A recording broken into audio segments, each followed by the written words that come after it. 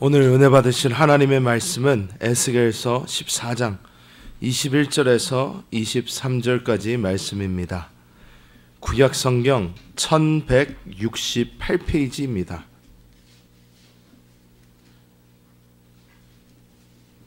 우리 다 같이 합독하시겠습니다. 주 야훼께서 이같이 이르시되 내가 나의 네 가지 중한 벌 곧 칼과 기근과 사나운 짐승과 전염병을 예루살렘에 함께 내려 사람과 짐승을 그 중에서 끊으리니 그 해가 더욱 심하지 아니하겠느냐. 그러나 그 가운데에 피하는 자가 남아있어 끌려 나오리니 곧 자녀들이라. 그들이 너희에게로 나아오리니 너희가 그 행동과 소행을 보면 내가 예루살렘에 내린 재앙 곧 그 내린 모든 일에 대하여 너희가 위로를 받을 것이라. 너희가 그 행동과 소행을 볼 때에 그들에 의해 위로를 받고 내가 예루살렘에 행한 모든 일이 이유 없이 한 것이 아닌 줄을 알리라. 주 야훼의 말씀이니라. 아멘. 자, 오늘은 에스겔서 14장 말씀을 가지고 하나님 심판에 대한 이해, 이란 제목으로 한번 말씀을 나누겠습니다. 지난 시간에는 이스라엘 백성들의 영적인 상태, 또 하늘의 이스라엘 백성인 우리의 영적인 상태가 어떠한가에 대한 말씀을 나눴고, 우리가 하나님 안에서 영적인 상태를 올바로 본다면 거기에는 당연하게 하나님의 심판이 있을 수밖에 없다는 것을 깨닫게 됩니다. 그 당시 이스라엘 백성들은 우상과 또 하나님을 버리고 또 많은 삶을 압제하고 잘못된 삶을 살았기 때문에 하나님이 그들을 심판할 수밖에 없는 상황되었습니다. 우리는 종종 하나님의 심판에 대한 이야기를 많이 듣습니다. 이러한 단어들은 소극적인 거기 때문에 별로 썩 좋은 말들은 아니지만 이 선지서에서는 하나님의 심판에 대한 말씀이 많이 나와요. 그러면 하나님의 심판이 무엇인가? 왜 하나님은 하나님 백성을 심판하시고 이방을 심판하셔야 되는가? 거기 하나님 심판에 대한 기본적인 이해를 한 번쯤은 가지면 바로 우리 그 말씀을 통해서 우리 자신을 비춰보고 우리가 그 안에 은혜와 긍휼을 얻게 될 줄 믿습니다. 사실 하나님께서 하나님의 백성에 대한 심판을 가질 때 하나님 자신의 속성에 대한 것과 관련되어 있습니다. 우리 하나님은 비공식적으로 아니에요. 우리 하나님에 대해서 어떤 속성을 말할 때는 가장 기본적인 원칙이 하나님은 영광이십니다. 또 그분은 거룩하십니다. 그리고 그분은 의로우십니다. 그래서 이 하나님은 이 세 가지가 항상 채워져야 하나님의 뜻이 이루어질 수 있습니다. 그래서 모든 일을 행할 때 하나님의 영광과 부합된다면 하나님은 그것을 어떻게 해요? 심판하셔야 되는 거예요. 하나님의 거룩함과 합당하지 않다면, 다르다면 하나님은 그것을 태우셔야 돼요.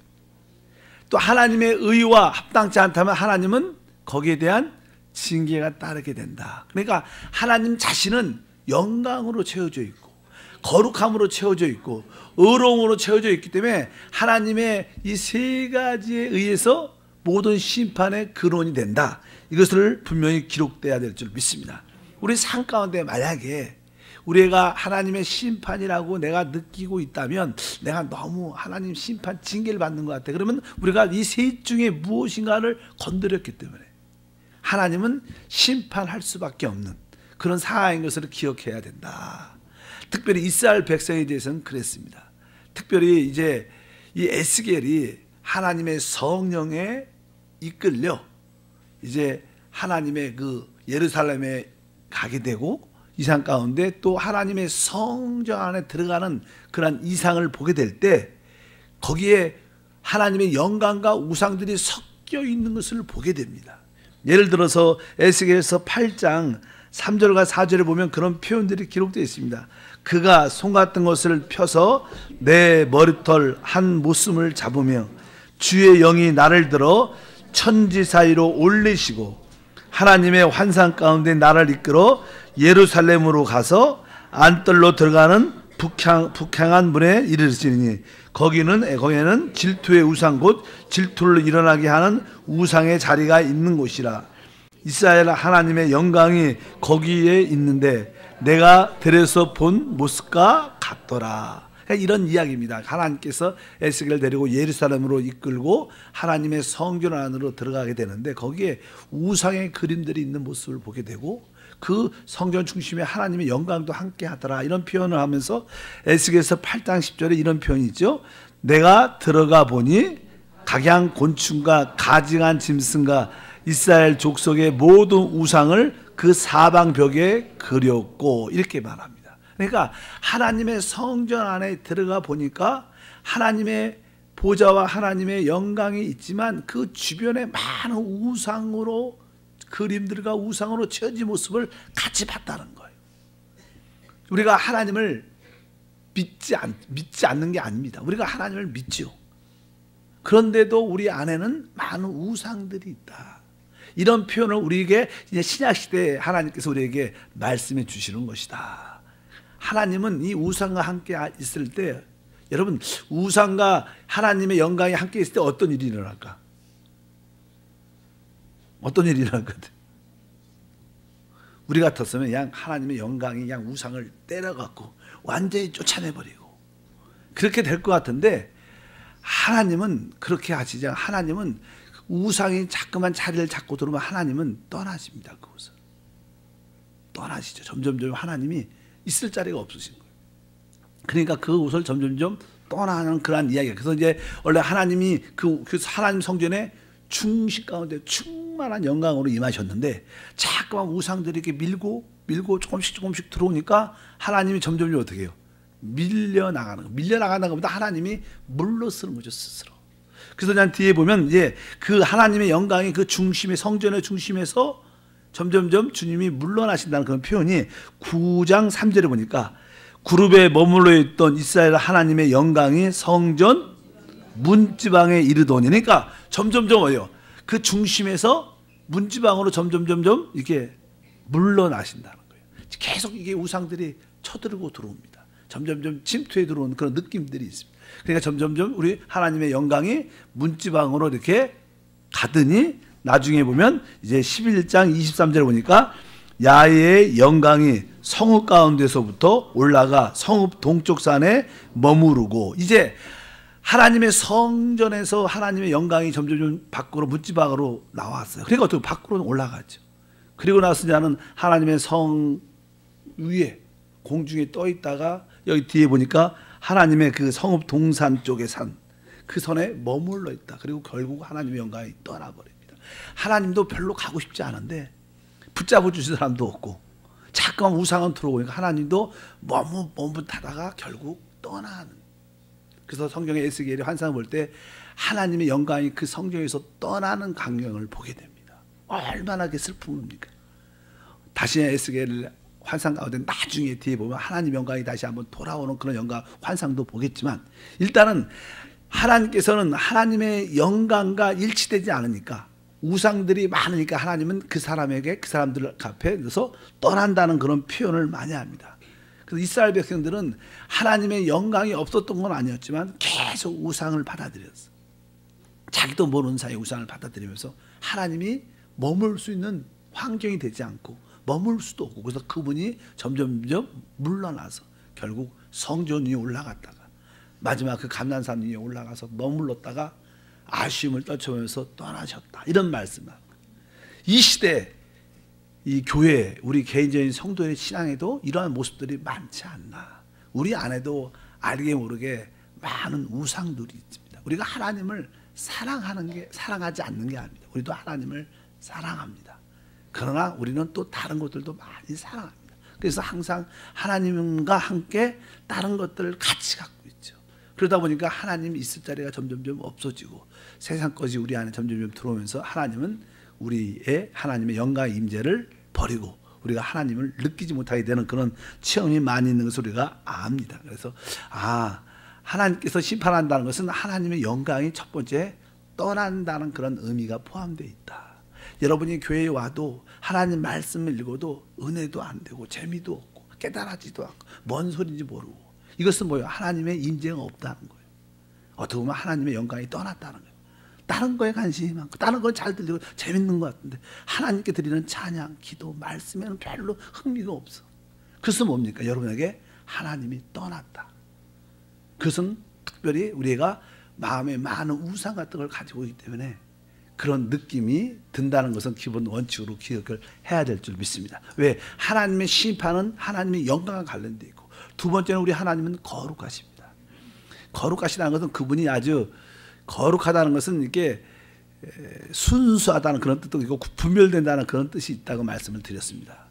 우리는 진짜 참된 것을 붙잡아야 되는데 참된 것이 아니라 찌꺼기 같은 것을 많이 붙잡고 있어요.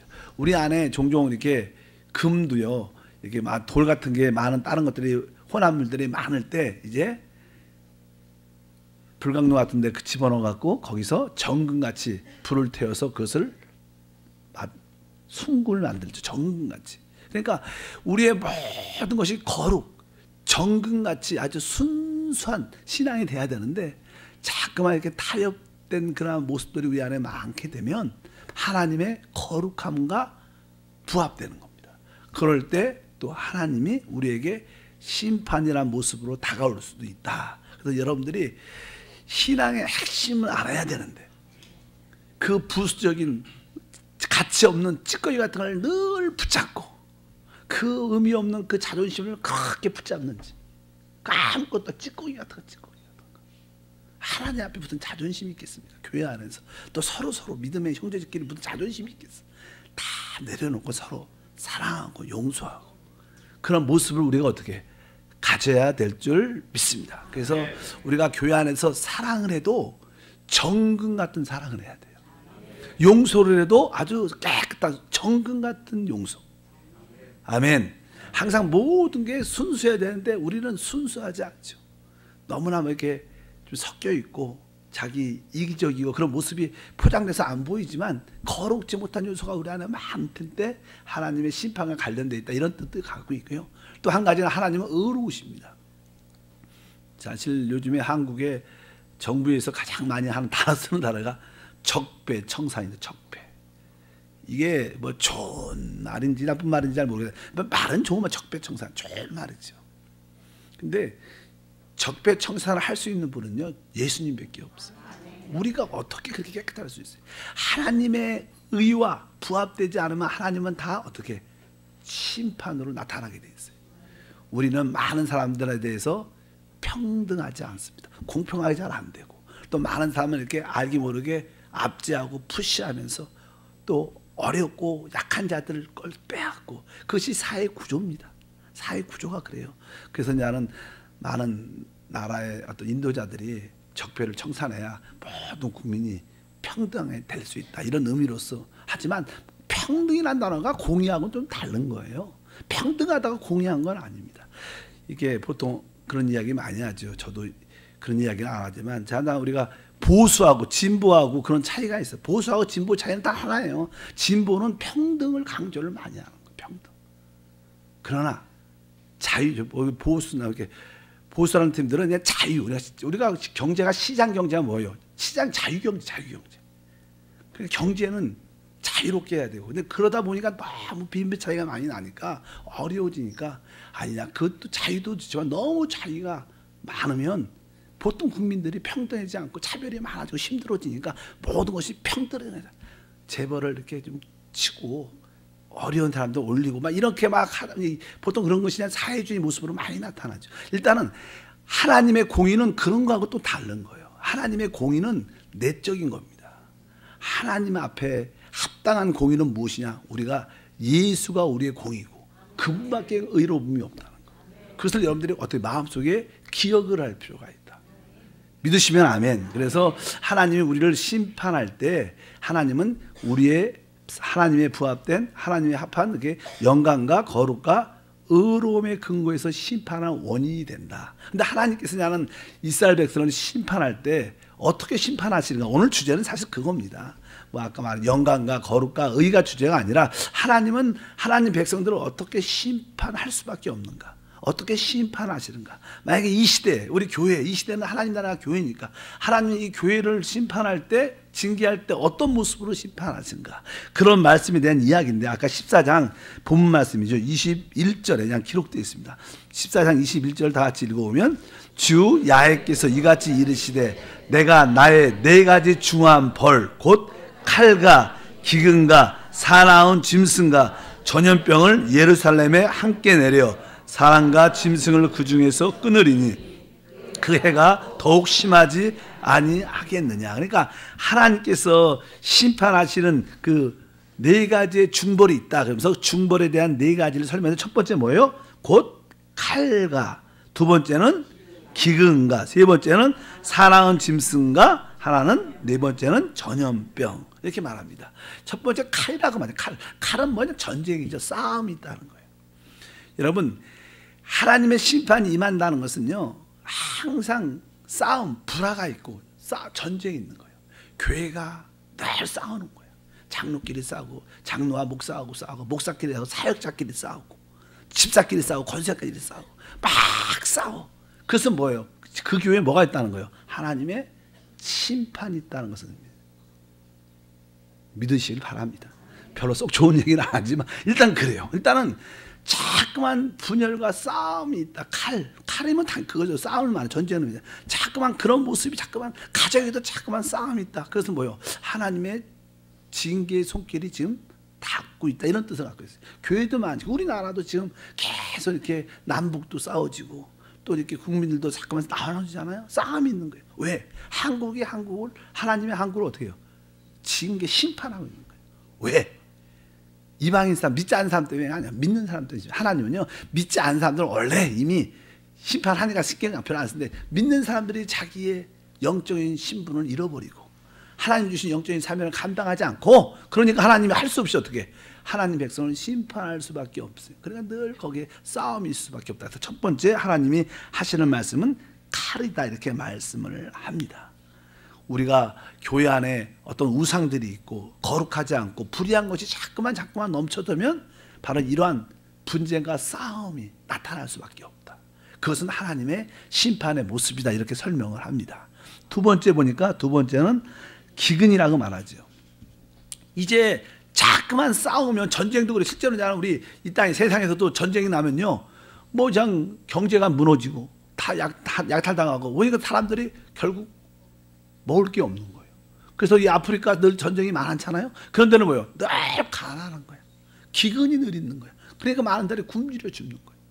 뭐 시리아도 그렇고 난민이 생길 수밖에 없는 거예요. 모든 게 그런 거예요. 그래, 항상 전쟁이 있으면 기근은 자연 발생적으로 따라오게 될 수가 있어요.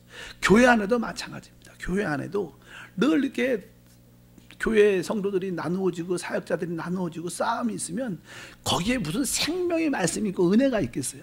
아무리 하나님 말씀도 은혜도 되지도 않고 행복하지도 않고 생명의 은혜를 느끼지도 못하니까 항상 말씀에 굶주려 있게 돼요. 말씀을 들어도 은혜도 안 되고 채워지지도 않고 항상 그 설교가. 그래도 나중에 어떤 분이 그런 얘기를 해요. 어떤 성도들이 목사님의 설교를 할 수 없이 들어준다고.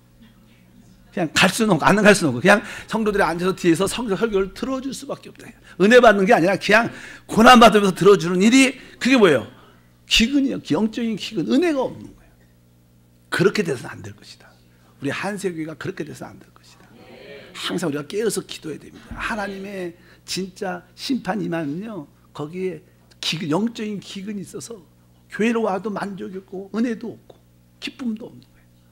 그것이 얼마나 슬픈 것인데. 물질적인 것은 뭐 조금 들먹고 그럴 수는 있겠지만 영적인 기근은 우리에게 많은 공허함과 메마름과 아픔을, 실족함을 주는 것을 기억하셔야 될 줄 믿습니다. 어쩌든지 교회 안에 그런 모습이 있다면, 우리 안에 그런 모습이 있다면 영적인 기근이구나. 이것이 바로 하나님의 심판의 모습으로 나타나는 것이다. 이렇게 기억할 필요가 있고, 뭐 순서가 바뀌지만 또 세 번째는 전염병이죠. 그러니까 이 전염병이 돌 수밖에 없는 이유는 이렇게 기근, 먹지를 못하니까 영적으로 병이 들고, 또 실제로 육신적으로도 양식을 먹지 못하면 다 몸이 약해지고 병들고 그런 사람들이 많아지는 거예요. 그것이 보통 일반적인 하나님 백성 사이에 이런 모습들이 많이 나타난다. 그리고 아까 보니까 사나운 짐승이라 그래요. 또 교회 안에 또 아주 질 안 좋은 어떤 재직이나 안 좋은 사역자들 하나 있어갖고 그냥 성질만 부리고 막 자기 유익만 찾고 막 이런 사람들이 있는 거예요. 갖고 이리처럼 성도들 걸 뺏어먹고 이익을 찾으려고 그런 모습들이 많은, 뭐 혹시 재직 중에서도 그냥 자기 이름만 높이고 자기 뜻대로만 하려는 그런 질 좋지 않는 그러한 이리 같은 사람들의 모습이 사나운 짐승. 그래서 성도들을 영적으로 약탈하고 시험에 들게 하고 하나님 교회를 떠나가게 하고 교회를 분열시키는 그런 모습들. 그래서 사도행전 20장 29절에 보면 그런 표현이 있어요. 내가 떠난 후에 사나운 이리가 여러분에게 들어와서 그 양떼를 아끼지 아니하며. 사나운 이리들이 들어와서 야, 이 교회 안 좋아, 난 교회해야 돼, 나가자 막 그러고 다른 이상한 집회 갖다 데리고 다니고 그런 사람 종종 있습니다. 다 그런 사람들이 사나운 짐승들이죠. 교회가 그런 사람들이 교회에 자꾸 이단들이 들어오고 막 이런다는 건 뭐예요? 하나님의 심판이 있다는 거예요. 하나님의 징계가 있다는 그러한 뜻을 포함하는 줄 믿습니다. 그래서 교회 안에 잘못된 가르친 자가 들어와서 자꾸만 문제를 일으키고 뭐 신천지 이런 분들이 들어와서 많은 어려움을 일으키고 교회가 나누어지는 이런 거 보여요. 그 교회 어떻게 보면 깨어있지 않은 또 하나님의 여러 가지 뜻이 있겠지만 그래도 하나님의 징계의 모습이 이렇게 나타난다. 우리 기억해야 됩니다. 그래서 여러분들이 기도하면서 하나님, 우리 내 심령 속에, 우리 가정 속에, 내 직장과 사업과 특별히 하나님의 교회 위에 이러한 칼과 기근과 전염병과 사나운 일들이 없도록 축복해 주시옵소서. 이런 모습이 조금씩 나타나면 빨리 회개하고 하나님께 돌이키고 하나님 심판에서 하나님의 은혜를 베풀어 달라고 기도한 우리의 모습을 우리 모두가 가져야 될 줄 믿습니다. 이러한 모습들이 우리 가운데 나타나고 하나님 이스라엘 백성들의 이런 모습이 나타난 거예요. 그러니까 이제는 그들은 어떤 체험을 갖냐? 바로 심판을 이렇게 받게 되면요, 그들은 그 좋은 땅, 하나님이 주신 그 가나안 땅, 축복의 땅을 어떻게 잃어버리죠. 포로되가 그 땅을 다 잃어버리죠. 우리에게 주신 축복의 땅이 뭐예요? 우리 예수 그리스도이신 줄 믿습니다. 성령인 줄 믿습니다. 하나님 우리에게 주신 그 축복의 땅이었던 그리스도와 성령 안의 축복을 다 상실하죠. 거기에서 다양한 풍성한 은혜를 누리지 못할 수밖에 없는 것이 그들의 모습입니다. 그냥 결국 뭐요? 하나님의 아까 말한 임재, 하나님의 영광이 그 사람에게, 그 가정에서, 그 교회에서 하나님 영광이 떠나죠. 아까 떠나자는 영광이 쭉 떠나버리잖아요. 그것이 얼마나 슬픈 것인 것을 우리가 기억해 볼 필요가 있다. 많은 교회들이, 많은 성도들이 종종은 이 시대에도 이러한 체험을 갖고 있습니다. 그리스도에 대한, 성령에 대한 진정한 축복과 은혜를 누리지도 못하고 하나님의 임재도 없이 그냥 종교적으로 교회만 왔다 갔다, 교회를 다니면서 내가 왜 다니는지도 모르고 다니는 이유는 오직 내 축복을 위해서 다니지만 그렇게 기도한다고 또 응답도 없고 이러한 모습들이 바로 하나님의 징계와 심판의 모습들이라고 아주 강하게 말씀합니다. 그리고 결국 이스라엘 백성들 같은 경우에는 결국 그 땅을 다 포로로 빼앗기고 성전도 완전히 불타버리죠. 완전히 다 불타버립니다. 그렇다 보면 우리가 입장에 볼 때, 야, 그 전능하신 하나님은 어디 가셨는가? 하나님이 있기는 있는가? 이런 질문이 나타날 수밖에 없습니다. 많은 사람들이 하나님의 심판을 받게 되면 하나님이 임재와 하나님이 있다는 사실조차도 잃어버린다는 것을 많이 알 수밖에 없다. 아까 말씀드린 것처럼 하나님이 이 땅에 서민으로 택한 이스라엘 백성들은 다 나라였어요. 그러면 그 나라는 잘 될 수밖에 없는데 결국 그 나라는 이방인의 포로가 되고 완전히 성전은 불태워지고 모두를 다 빼앗기고 아무것도 남지 않습니다. 그렇다면 하나님은 어디 계십니까? 이것은 다 하나님의 심판의 손길인 것을 우리가 기억해야 되고, 근데 그렇게 끝이면 슬프죠. 그렇게 끝이면 슬픈데, 그런데 그렇게 패역하고 악하고 하나님을 떠난 하나님 백성일지라도 하나님에게는 한 가지 남아있는 게 있는데 그게 하나님의 긍휼이라는 거예요. 그래도 하나님 백성을 심판할 수밖에 없을지라도 하나님은 그래도 마지막 긍휼하게 심판하신다. 그래서 우리가 신앙에서 긍휼이란 그런 단어를 많이 배우지 않습니까? 어떤 상황 가운데 하나님은 그래도 우리를 긍휼히 여겨주셔서 다시 한번 기회를 주려는 그런 마음이 있다는 것을 기억하여 주시기 바랍니다. 하나님의 국률이 있다는 것은요, 다른 뜻이 아니라 하나님이 그냥 그 이스라엘 백성들에게, 하나님 백성들에게, 교회 성도들에게 파수꾼을 보내주신 거예요. 돌이키라는 거야. 나팔 소리를 불게 해주는 거야. 깨어나야 돼. 근신하라는 거야. 근데 이런 소리 별로 안 좋아합니다, 사람들. 그냥 축복받으면 철수를 축복받습니다. 이런 소리만 좋아하지, 깨어있어라, 회개야, 이런 말은 별로 안 좋아해, 사람들이. 그러니까 그래도 하나님이 뭐예요? 하나님의 국률이 있으니까 하나님께서 파수꾼을 보내주신다. 그래서 3장 17절에 그런 말씀이 있죠. 인자야, 내가 너를 이스라엘 족속의 파수꾼으로 세웠으니 너는 내 입의 말을 듣고 나를 대신하여 그들을 깨우치라. 그래서 파수꾼이 여러분에게 있다는 사실은 축복이에요. 그것이 좀 듣기는 거북하고, 하나님께서 이 파수꾼을, 여기 이스라엘 백성한테 누굴 보내서 인자 에스겔을 보낸 거예요. 그래서 에스겔도요, 이스라엘 백성들이 별로 안 좋아했어요. 별로 썩 좋아하지 않았습니다. 왜? 자꾸만 이렇게 강한 하나님의 말씀을 대언하니까, 회개하고 잘못을 지적하니까 썩 좋아하지 않았어요. 아마 우리 한세교회도 제가 이 파수꾼 온 줄 믿습니다. 근데 지금이야 파수꾼이 아닌 것 같지 보세요. 처음에 왔을 때는요, 우리 담임 목사님 별로 하나도 안 좋았어. 우리 담임 목사님만 센 얘기만 하고 뭐 그냥 그런 얘기 한다고 되게 성도들이 안 좋아했다 그러다. 저는 잘 몰랐었어요. 근데 별로 안 좋아했더라, 이런 얘기 많이 들었었는데, 근데 대한 좋아하는 분도 있죠. 항상 하나님에 대한 사모함인 사람은 좋아하는데, 세상과 이렇게 연루된 사람들은 그런 메시지 듣고 싶어하지 않고요.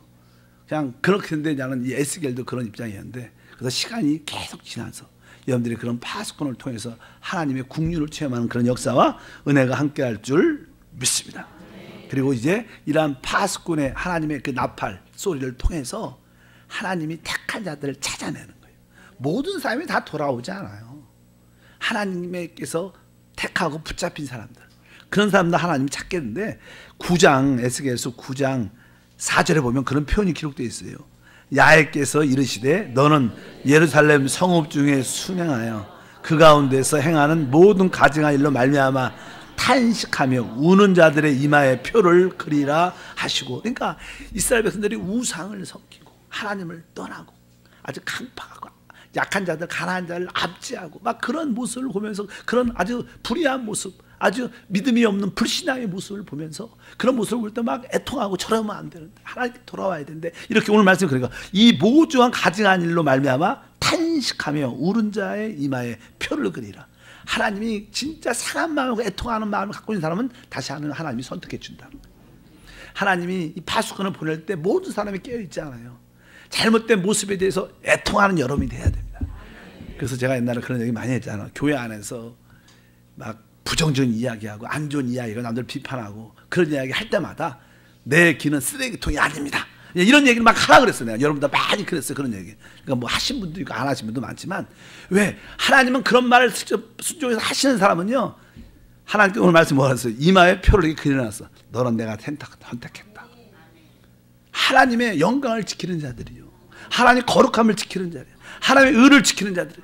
여러분, 사람을 기쁘게 해서 하나님을 기쁘게 해서 하나님을 기쁘게 해요. 그래서 지금은 우리 한세교회에 그런 분들이 없습니다. 초창에 왔을 때는 자기 당이 있어갖고 자기들 이름을 나타내고 자기 마음대로 하려고 교회를, 그런 분들이 얼마나 많아요.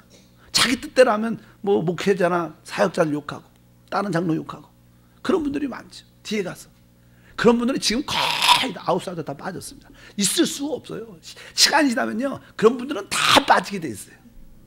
왜? 하나님 기뻐하죠. 왜? 그거는 하나님의 영광과 거룩함과 의에 합당치 않은 겁니다. 하나님은 시간을 갖고 있고요, 시간이 지나면 다 빠집니다. 결국 다 도태되고 소외될 겁니다. 결국 다음 시대 하나님께서 행한 대로 갚아주시겠죠. 여러분, 하나님의 몸된 나라의 하나됨을 지키고, 부족함이 있으면 덮고, 부족함이 있으면 용서하고, 이것이 교회지. 비판하고 정죄하고 판단하는 게 똑똑한 게 아니다. 그래서 사단의 열매들입니다. 여러분, 선악과는 사단의 열매, 하나님의 열매는 용서와 생명이에요. 용서해서 생명을 주는 게 하나님의 나라인 줄 믿습니다. 여러분들도 남들의 연약함과 부족함을 볼 때마다 판단과 비판과 정죄가 아니라 용서와 사랑과 살리는 역사를 해야 됩니다.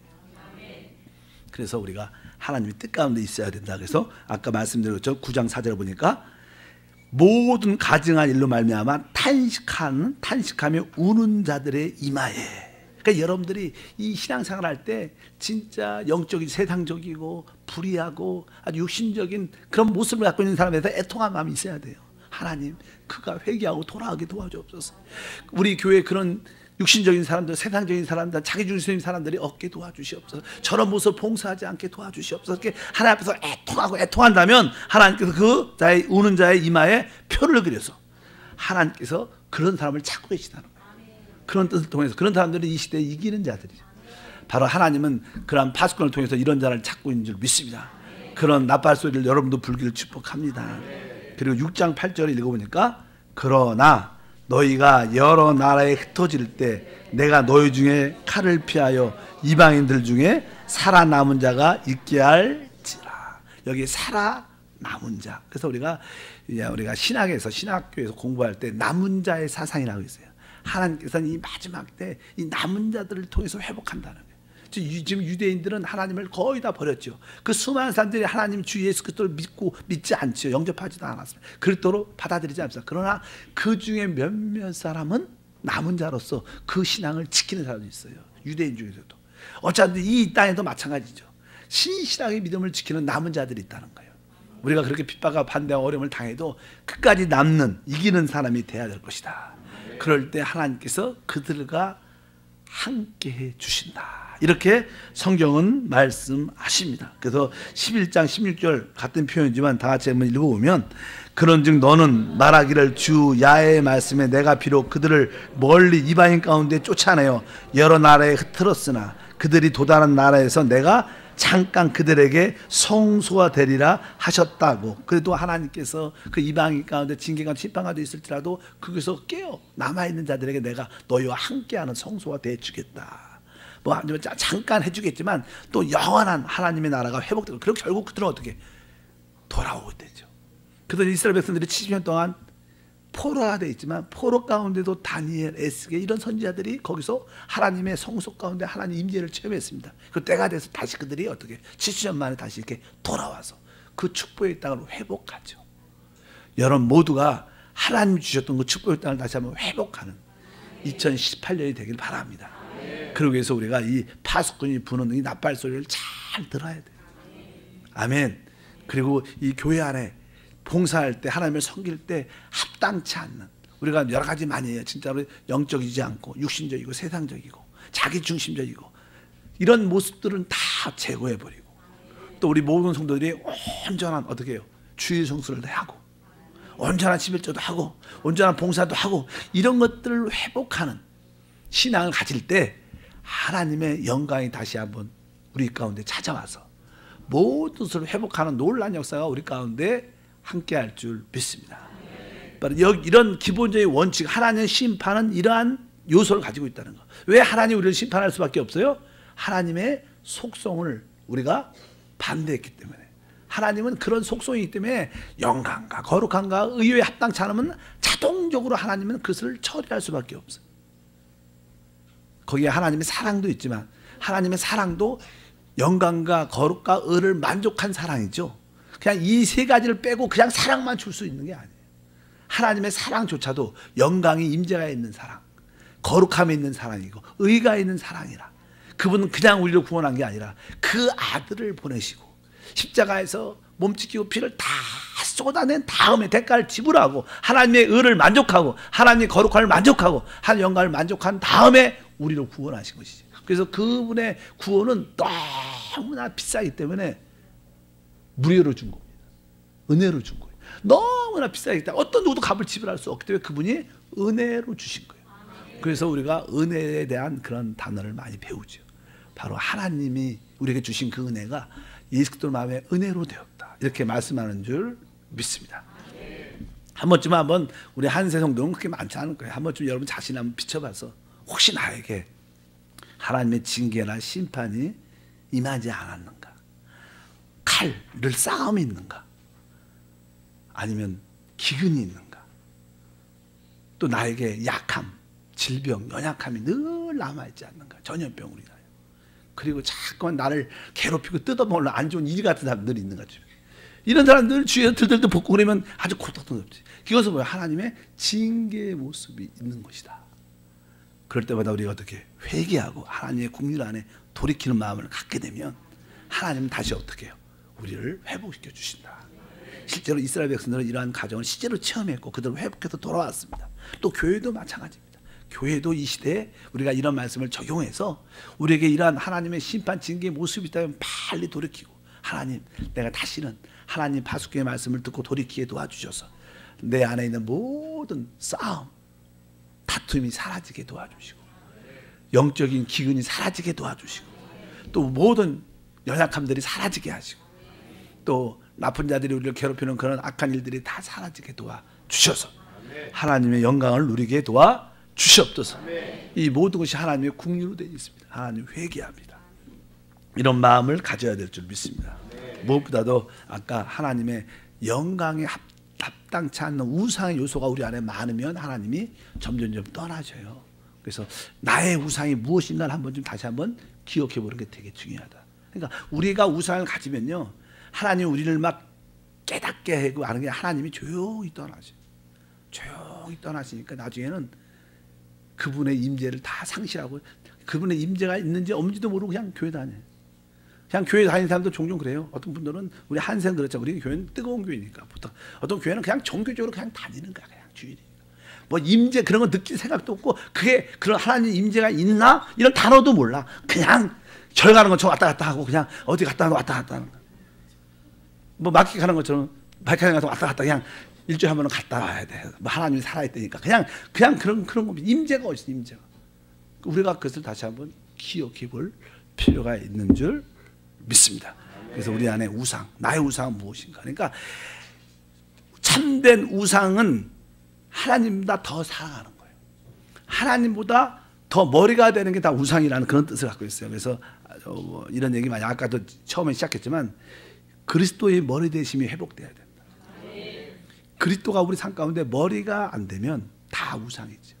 다른 것을 먼저 위에 놓는다. 근데 이건 말로만 하면 안 되고 진짜 생활에서 진짜 그리스도가 나의 머리이시다. 내가 그분 없이 행하는 모든 것이 우상이구나. 그러니까 여러분 안에 계신 주님을 진짜로 머리가 되려면 그분을 어떻게 사랑해야 돼요.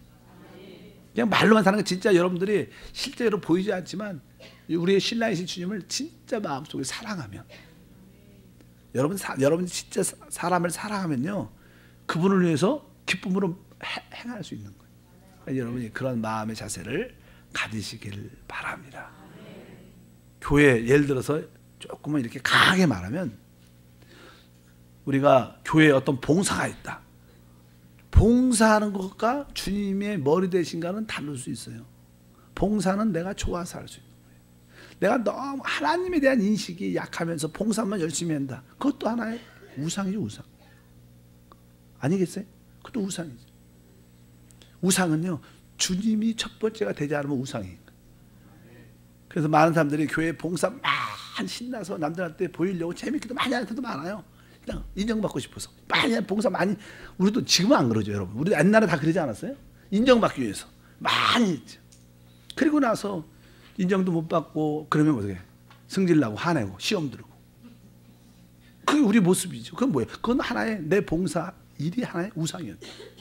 여러분들이 주님을 사랑해서 봉사했다면 시험 안 듭니다. 목사님이 좀 뭐라 그래도 시험 안 듭니다. 왜? 주님이 아시니까. 괜찮아요. 주님이 아시니까. 뭐 주님이 아시면 됐지. 뭐 이런 그냥 시험 들 필요도 없고 섭섭할 필요도 별로. 모든 기도도 그렇게 말하면 안 되면 기도하고 전도도 주님보다 우선될 수 있지 않아요. 기도도 전도도 주님을 사랑하는 것보다 우선될 수 있지 않아요. 살아계신 하나님을 진짜로 사랑하기를 바랍니다. 그분이 머리 되심을 늘 인정하고 그분의 질서 안에 그분을 통해서 행하는 믿음이 회복되면 다른 것은 다 회복됩니다. 여러분에게 우상이 제거되기를 주님을 축복합니다. 혹시 우리가 그동안 잘 모르고 했던 것도 우리가 회개하면 그분의 긍휼이 우리를 덮어주셔서 다시 한번 모든 것을 회복하는 귀한 시간이 될 줄 믿습니다. 하나님 아버지 감사합니다. 다시 한번 하나님의 심판에 대한 그 이해가 우리 안에 있기를 원합니다. 왜 하나님이 우리를 심판하시 그것을 깨닫게 하시고 심판하실 때 어떻게